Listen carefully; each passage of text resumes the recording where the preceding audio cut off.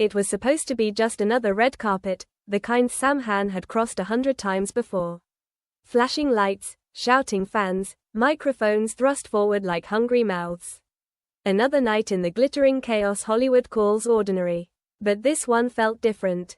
The air carried the faint scent of rain and perfume, nature and fame colliding in uneasy harmony. Reporters shouted his name, cameras blinked in nervous bursts, and behind every smile hummed the quiet throb of expectation. What would Sam wear? What would he say? Who would he stand beside? He adjusted his tuxedo, that signature calm smile in place, the composure the world adored him for. Yet, beneath the polish and glow, something trembled. When he stepped out of the car, the crowd erupted, but for the briefest moment, he paused, long enough for one photographer to capture it. A flicker of something raw, human, vulnerable, lost. He waved, laughed, signed autographs, joked about his whiskey brand. On the surface, perfection. But inside, something had begun to fracture. Maybe it was the years of pretending. Maybe exhaustion. Or maybe it was that one message he shouldn't have opened, the one that shattered him more than he'd ever admit. The noise faded to static. Cameras clicked like distant thunder. Then it happened. A flash, too bright, too close. Sam flinched. His smile wavered. The crowd murmured. His hand trembled as he fixed his cufflinks, trying to hide whatever had cracked inside him.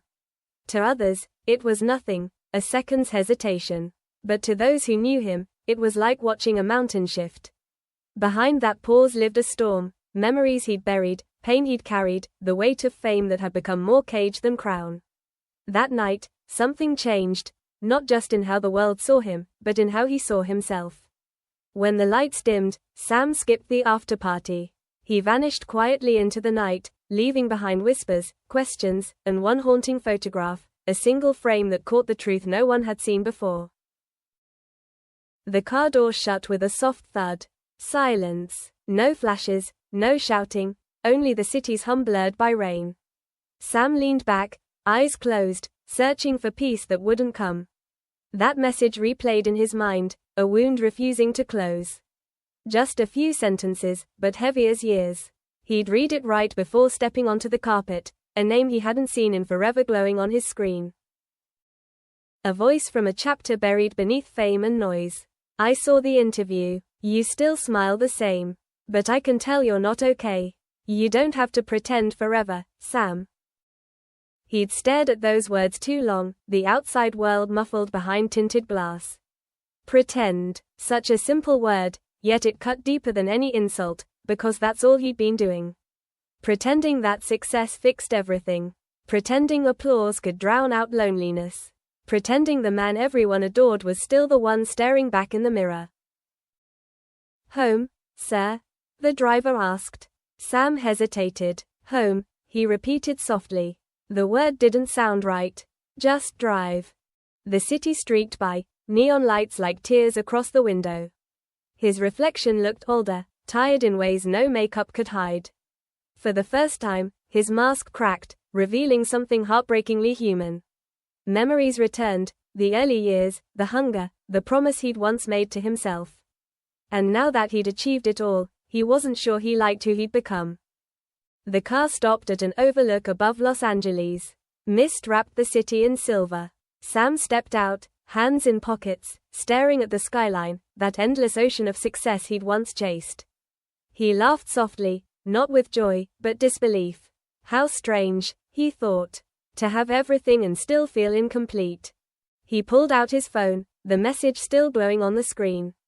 His thumb hovered over, reply. He didn't type, not yet. Instead, he whispered into the fog, I'm not pretending anymore. Below him, the city glittered like 1,000 broken promises. For the first time in years, he let silence stay. His house was dark when he returned. He didn't turn on the lights, he liked the quiet. The hum of the fridge, rain tapping the windows. A space that was his, but never home. He poured himself a glass of the whiskey that bore his name. Tonight it tasted bitter, like regret. His eyes caught a framed photograph, a woman laughing beside him, Scotland sunlight in her hair. Clara. She'd known him before the fame, when he was just another dreamer with worn shoes and impossible hopes. She'd believed when no one else did. Told him he'd make it. And when he did, success didn't destroy them instantly. It did it slowly, through missed calls, delayed flights, half-hearted promises of "I'll make it up to you." Until one day, there was nothing left to fix. The phone buzzed again. Same name. "I didn't mean to make things worse. I just wanted you to know I still watch every interview. I still see the man behind the smile." He stared at the screen, seeing a stranger in the reflection. He wanted to reply, God, he wanted to, but how do you talk to someone who still knows your truth after you've built a life on pretending? He set the phone down. Silence again, fragile, heavy. His mind drifted to Edinburgh. Their last night, the fight, the tears, the note she'd left behind, "Don't forget who you are." He hadn't. He'd just hidden it. When dawn broke, soft and pale, he felt something new, not happiness, not forgiveness, but release. He picked up the phone and typed, "Clara, can we talk?" He hesitated, then pressed send. The cafe was quiet, a hidden corner of Glasgow where people went to disappear. He arrived first, no cameras, no assistants, just a man waiting. He didn't know if she'd come. Then the door opened. She walked in wearing the same grey scarf. Time had changed her, but her eyes were the same, sharp, kind, dangerous with truth. "Hi, Sam," she said. "You came." They sat. The silence was thick, full of unsaid years. "You look tired," she whispered. He laughed softly. "You always said that when I lied." "Are you fine now?" He met her gaze. "Not really." When he asked why now, she hesitated. "Because I thought I could forget. But when I saw you again, it felt like watching a ghost."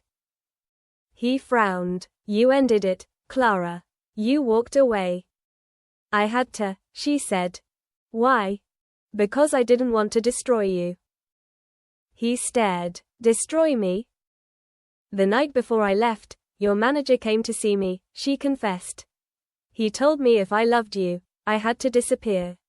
The studio didn't want distractions, no scandals, no relationships. You were about to be cast in Outlander. If anyone found out you were truly in love, you'd lose everything." He froze. "That's insane." "It's true." He showed me the clause. "I couldn't let your dream die because of me." The air drained from him. Years of confusion and bitterness collapsing into clarity. "You left to save me." Tears shimmered in her eyes. "And I've hated myself for it every day." Rain began to fall again, soft and relentless. "You should have told me," he said.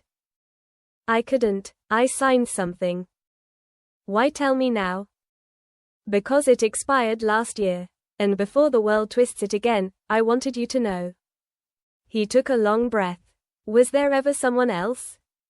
She shook her head. "No one. There was only you." He reached for her hand. She didn't pull away, but before he could speak, her phone buzzed. An unknown number. "You shouldn't have met him. Some contracts never really end."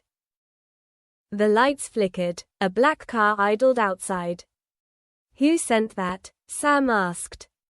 "I don't know," she whispered. "But I think we just made a mistake." They left the cafe in silence.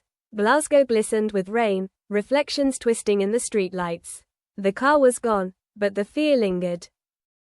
2 days later, the truth broke wide open. No PR, no script, just Sam Heughan, finally speaking.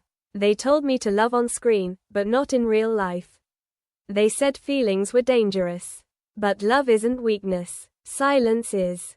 The world erupted, but Sam said nothing more. Just one photo on Instagram, a Scottish sunset with the words, "Some connections never disappear." Months later, a postcard arrived. No return address. Just one line. "I saw the sky. You were right. Silence was never peace." He folded it gently, placed it in his drawer, and smiled, not with sadness, but with truth. That evening, as cameras rolled on Outlander, Sam looked out at the soft golden light breaking through Scottish clouds. "Ready, Sam?" someone called. He smiled. "Always." The camera turned. The smile stayed, no longer a mask, but a reflection of a man who had stopped pretending. And somewhere beneath that same sky, two souls who had once lost each other were finally free. No need for a happy ending. Just truth.